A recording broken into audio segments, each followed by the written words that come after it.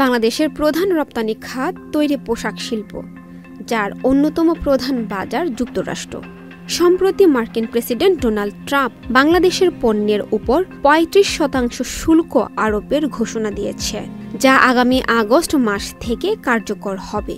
এই সিদ্ধান্তে আন্তর্জাতিক বাণিজ্যে বড় ধরনের প্রভাব ফেলতে পারে, বিশেষ করে বাংলাদেশের রপ্তানি খাতে।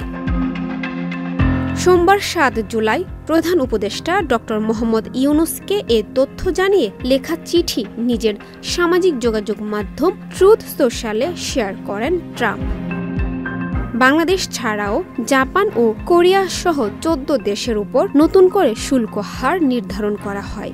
নতুন শুল্ক হারে জাপান ও দক্ষিণ কোরিয়া ২৫% শুল্কের সম্মুখীন হয়েছে। এর আগে ৩ এপ্রিল ট্রাম্প বিশ্বের বিভিন্ন দেশের উপর নতুন করে শুল্ক আরোপ করেছিলেন। পরে সেটি ৩ মাসের জন্য স্থগিত করা হয়েছিল। সে সময় বাংলাদেশি পণ্যের উপর ৩৭% শুল্ক আরোপ করা হয়েছিল। ট্রুথ সোশ্যালে শেয়ার করা চিঠিতে ট্রাম্প বলেন, ২০২৫ সালের ১ আগস্ট থেকে যুক্তরাষ্ট্রে পাঠানো যে কোনো বাংলাদেশি পণ্যের উপর ৩৫% শুল্ক নেব। উচ্চ শুল্ক এড়াতে কোনো পণ্য তৃতীয় দেশ হয়ে পাঠালে সেই পণ্যে আরও বেশি শুল্ক বসবে।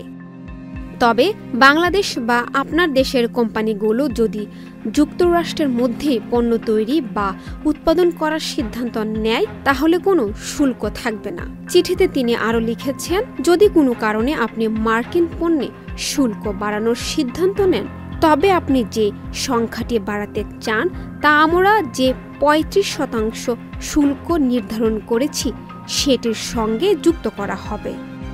মুসা শৈলী, channel I online.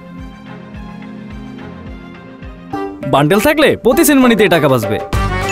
BKash send money bundle কিনে জিতুন প্রতি লেনদেনে।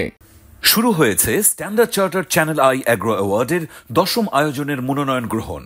এবার নতুন ক্যাটাগরি বছরের সেরা ছাদ কৃষক সহ মোট ১৩টি ক্যাটাগরিতে পুরস্কার প্রদান করা হবে। মনোনয়ন গ্রহণ চলবে আগামী ১৫ জুলাই ২০২৫ তারিখ পর্যন্ত। বিস্তারিত জানতে ভিজিট করুন www.agroaward.com এবং ফোন করুন 018737000556 এই নম্বরে।